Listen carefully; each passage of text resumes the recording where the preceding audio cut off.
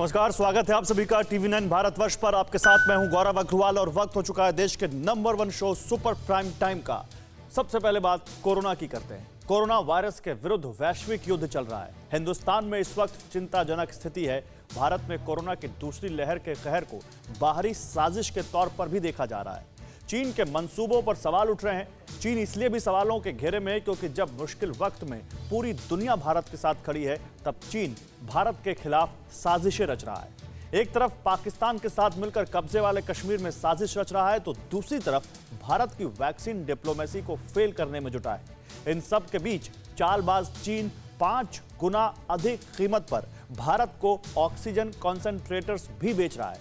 Covid सामानों का contract भी रद्द कर रहा है। हम आपको बताते हैं कि कोरोना काल में चीन कैसे भारत को तीन मोर्चों पर घेरने में जुटा है।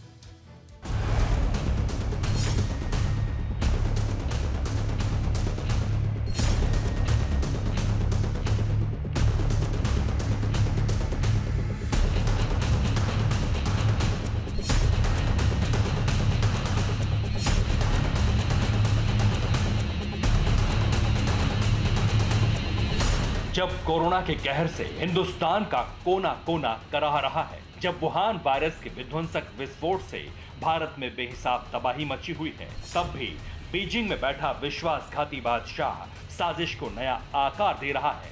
मक्कार मुल्क का प्रपंची सरदार चक्रव्यूह बनाने की फिराक में जुटा है। विश्व में विषाणु बांटने वाला चमगादड़खोर चीन बॉर्डर से लेकर बाजार तक भारत को फिर घेरने में लगा है। आपदा में अवसर देख रहे जहरीले जिनपिंग ने मोदी की वैक्सीन डिप्लोमेसी पर प्रहार किया है।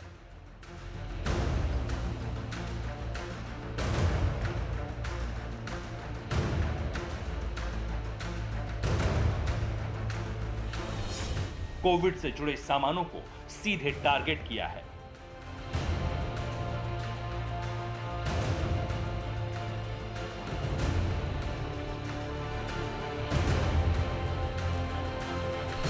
सामानों के दाम बढ़ा रहे हैं, कॉन्ट्रैक्ट रद्द कर रहे हैं।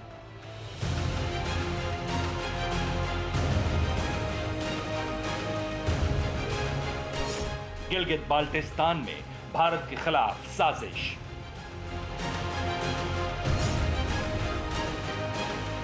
चीन की विस्तारवादी नीति का पुरोधा विपदा के इस वक्त में भारत को घेरने में लगा है।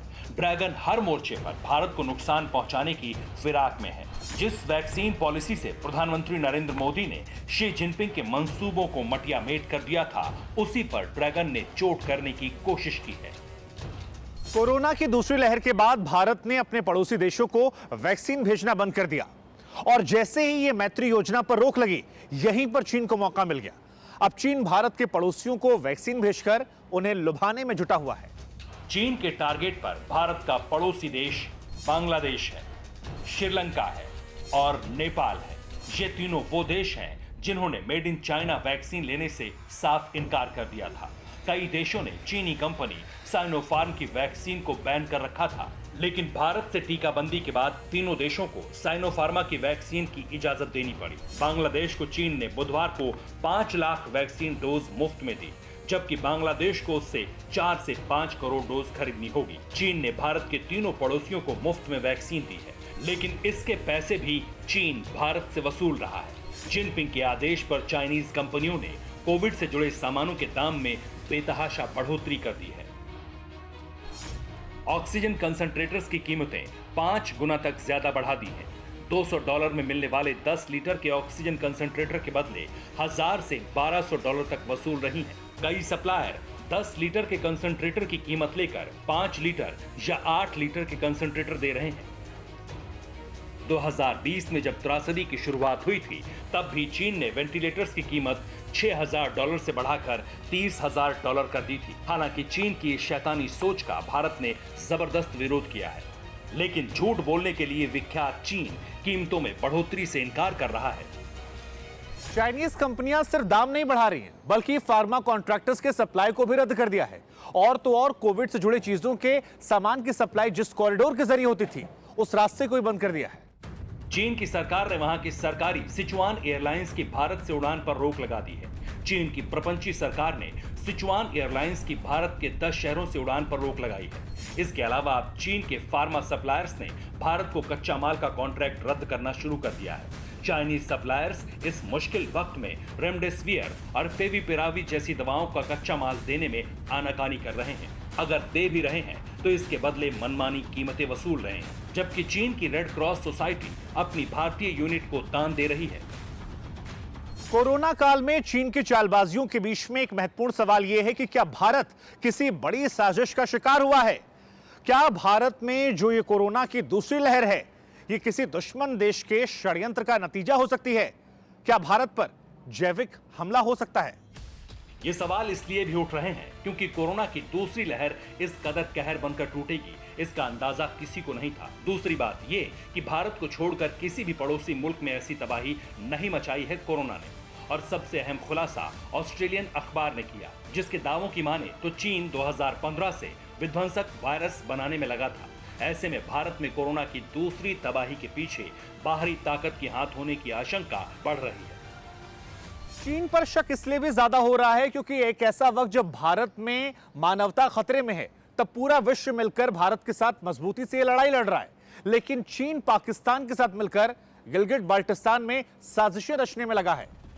कब्जे वाले कश्मीर में चीन और पाकिस्तान मिलकर नई सड़कों का जाल बिछा रहे हैं। पुरानी सड़कों की मरम्मत हो रही है।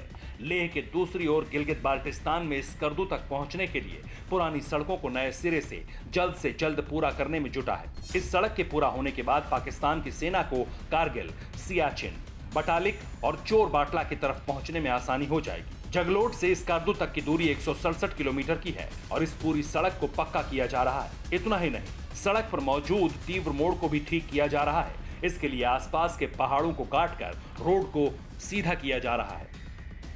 भारत जो इस वक्त कोरोना के खिलाफ एक युद्ध लड़ रहा है, एक जंग लड़ रहा है, और उस जंग में भारत के सभी नागरिक बराबर का हिस्सा ले रहे हैं उस जंग में, कोरोना को डिफीट देने के लिए। तो ऐसे में पाकिस्तान और चाइना मिलकर एक घिनौना खेल खेल रहे हैं। पाकिस्तान और चाइना इस बात का फ़ायदा उठा रहे हैं कि भारत इस वक्त मसरूफ़ है कोरोना से युद्ध लड़ने में, लिहाजा ये दोनों ईवल फोर्सेस जो है ये इस वक्त गिलगित बल्तिस्तान में अपनी पोजीशन को मज़ीद कंसोलिडेट कर रहे हैं।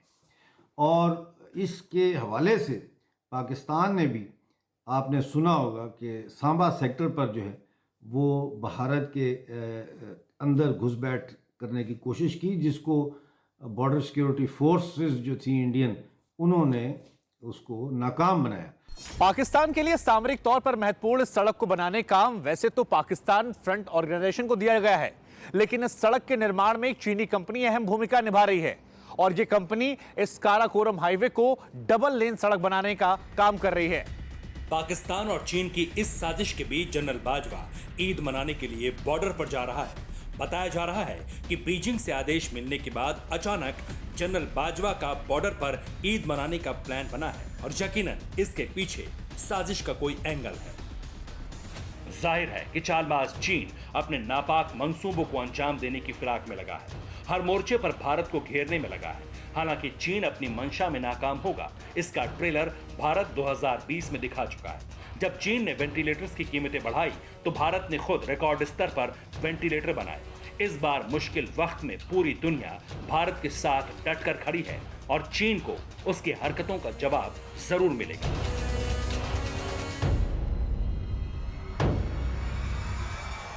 Bureau report, TV9 Bharatvarsh.